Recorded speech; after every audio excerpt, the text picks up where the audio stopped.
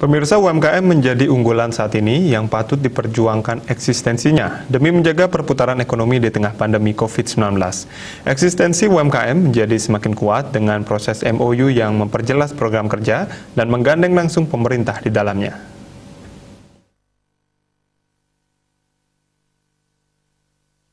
Ketua Kadin Denpasar Putu Arnawo mengatakan organisasi yang kurang lebih menaungi 190 UMKM ini akan melakukan pendekatan dengan UPD dan segera membuat MOU terkait program kerja dalam rangka mendukung dan meningkatkan UMKM di Bali dan Denpasar pada khususnya. Arnawo menegaskan kolaborasi juga akan dilakukan dengan pengusaha yang sudah memiliki brand untuk diajak berkontribusi dalam mendorong perputaran roda perekonomian di Bali. Adapun hal yang ditambahkan adalah terkait tenaga kerja yang akan dikirim ke luar negeri sudah menunjukkan angka permintaan yang positif. Polandia dan Turki telah meminta 150-500 orang tenaga kerja dalam berbagai bidang seperti terapis, pekerja hotel, dan kapal pesiar.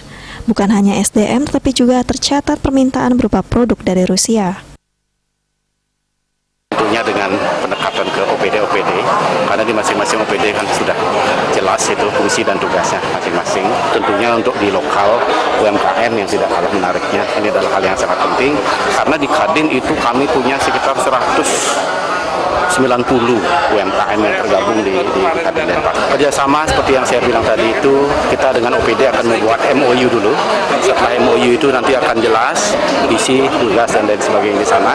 Karena program-program kerja kita, ya, seperti misalnya untuk UMKM, kita sudah punya alaya sekarang di sini juga. Jadi segala sesuatu yang menyangkut exhibition, kita akan ikut sentralkan di sini. Yang kedua, pembinaan-pembinaan yang kita lakukan untuk UMKM itu banyak sekali. Salah saja di kuliner, di handicraft, ya, dan juga di usaha yang lain seperti salon dan lain sebagainya. Dia yang lumayan permintaan. Terus kemarin permintaan sedang dipersiapkan sekarang itu Turki. Lumayan banyak loh, sampai kita tidak bisa 150 sampai 500 orang diminta.